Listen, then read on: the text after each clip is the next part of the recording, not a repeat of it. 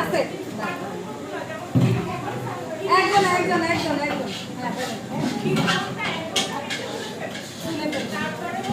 মালাই চাওয়াটা দুধের শিরায় থাকবে, রসমালাইটাও থাকবে।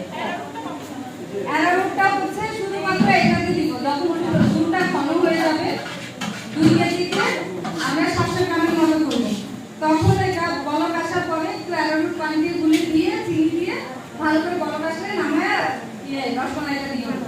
এখন আমার কাছে অ্যারারুট নাই, তার কারণে আমি আর ওই অপশনটা স্কিপ করে দিই। এবার বলো আপু, এটাই জানতে চাচ্ছিলাম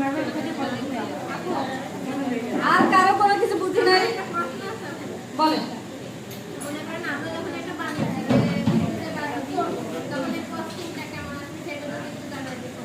কস্টিং আমরা লাস্টে ধরি, কস্টিং বলি। আর কারো কোশ্চেন?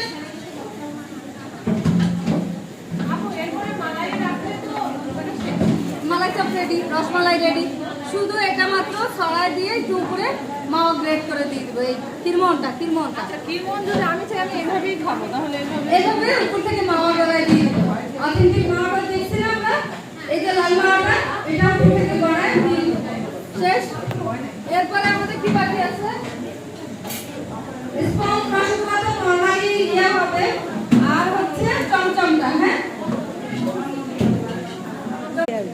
এটা আমরা উঠে কিছু একটার মধ্যে রেখে দেব। কোন স্টেনার টাইপ কিছু আছে?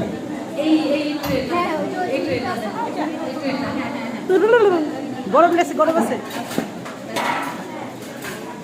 এটা এইভাবে না রেখে এটা একটা স্টেনার টাইপের ইয়াতে রাখবেন, তাহলেই হবে।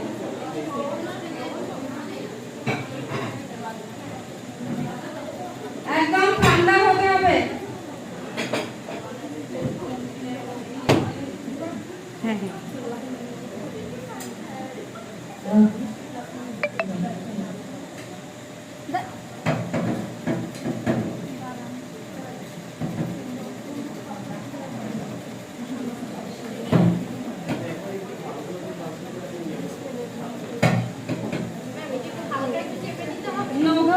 এটা একদম কোনো চাপা চাপি কিচ্ছু করতে হবে না। হ্যাঁ, ডিরেক্টলি ডিরেক্টলি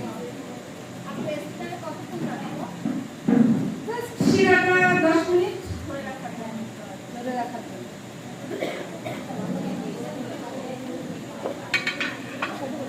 এরকম আরো কিছু আছে, এরকম সব খুলে বের করো। না বালু শিখতে কি ওটা থেকে